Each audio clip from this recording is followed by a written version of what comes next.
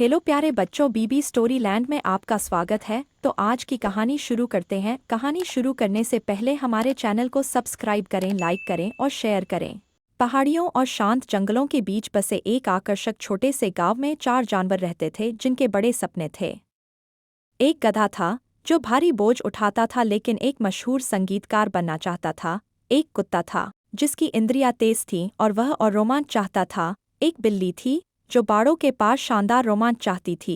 और अंत में एक मुर्गा था जिसकी तेज बांग दुनिया को सुनाई देना चाहती थी। एक दिन चारों जानवर ब्रेमेन की ओर जाने वाली धूल भरी सड़क पर मिले। प्रत्येक जानवर के साथ उसके मालिकों ने बुरा व्यवहार किया था और उसे पीछे छोड़ दिया था क्योंकि वे बहुत बूढ़े हो गए थे।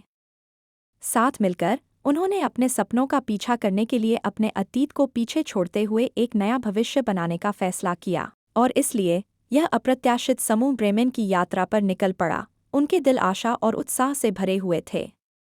चलते चलते गधे ने वीणा बजाने का अपना सपना साझा किया। कुत्ते ने खुद को एक भयानक ढोलकिया के रूप में कल्पना की। बिल्ली ने बुलबुल की तरह गाने का सपना देखा और मुर्गे ने एक ऐसे मंच की कल्पना की जहां उसका कौवा तुरही की तरह आवाज करेगा। जैसे ही सूरज ने आसमान को सुनहरे और नारंगी रंग से रंग दिया, जानवर एक चौराहे पर पहुंच गए।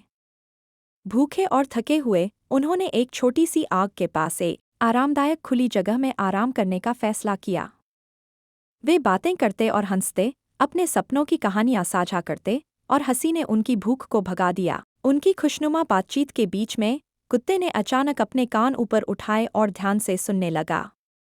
उसने पास की झाड़ियों में से धीमी आवाजें सुनी।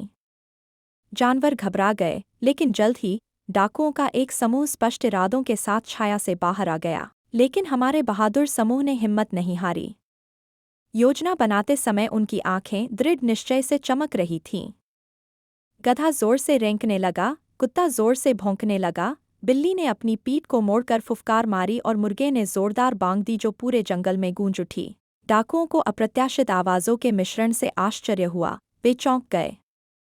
वे एक दूसरे से टकराने लगे, लड़खड़ाते हुए गिर पड़े, अजीब और भ्रमित लग रहे थे। इस अफरातफरी में हमारे 4 नायकों ने डाकुओं के चुराए हुए खजाने, सोने और जवाहरात के बैग को पकड़ लिया और रात में भाग गए। ब्रेमेन की ओर बढ़ते हुए उनके दिल की धड़कनें तेज हो गईं। चोरी किया गया खजाना उनके पीछे धीरे धीरे झंझना रहा था।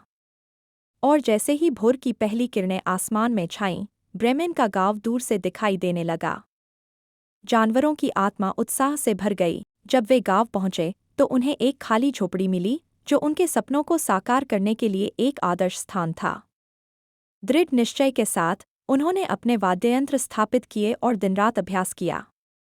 उन्होंने जो जादुई संगीत बनाया वह वीणा, ढोल, गायन और कौवे के मिश्रण से बना था।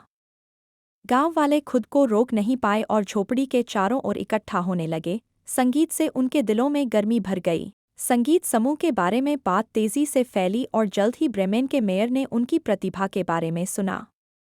उन्होंने उन्हें गांव के चौक में एक भव्य समारोह में प्रदर्शन करने के लिए आमंत्रित किया, जो एकजुटता और सपनों के। गांव वालों ने खुशी से ताली बजाई और खुशी के गीत गाए।